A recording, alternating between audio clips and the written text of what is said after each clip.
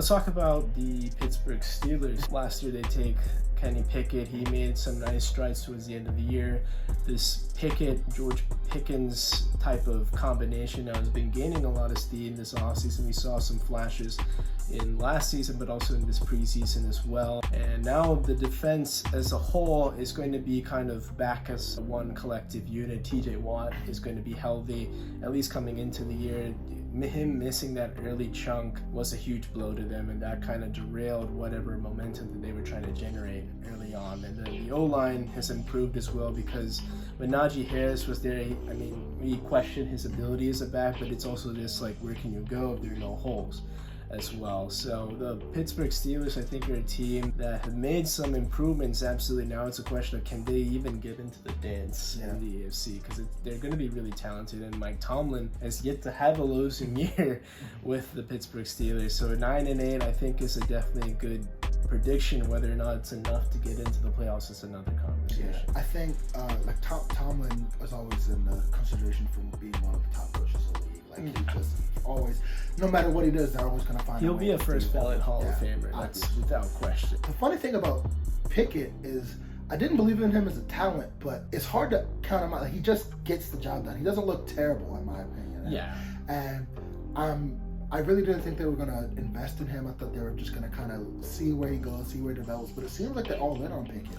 And I don't hate the move, right? I really love that they, gave him the Kiwis over Trubisky and haven't brought in too much other competition, and saying like, hey, develop that connection with your receivers, and seeing, Pickens take that leap, because people forget about Diontae Johnson. He's technically the one on that team, Pickens is really the one. He's the flashier one. He's the one that's going to go up and make the plays. He's the one that's going to be vocal in the media, but Diontae Johnson's the one that's going to catch 80 catches for 1,000 yards. And Freiermuth is a pretty good tight end. I'm actually looking forward to a resurgence from Najee, because I know that at the beginning of last year he started out really slow, but allegedly still got 1,000 yards. Because that's not awful. I think he had something going on with his ankle or his foot. So the first 8 games and his last 8 games, well, 9 games, but it's still hard to get used to. Completely different back.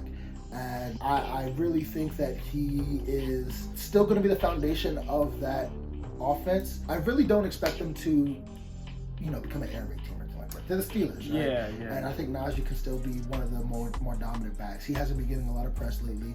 Nobody really talks about Najee as, unless you're in the fantasy community, but in terms of like legitimate running backs, everyone kind of overlooks them. So I like Najee Harris as a back, and I really want to see him be featured in this offense a little bit more. So he can catch it too.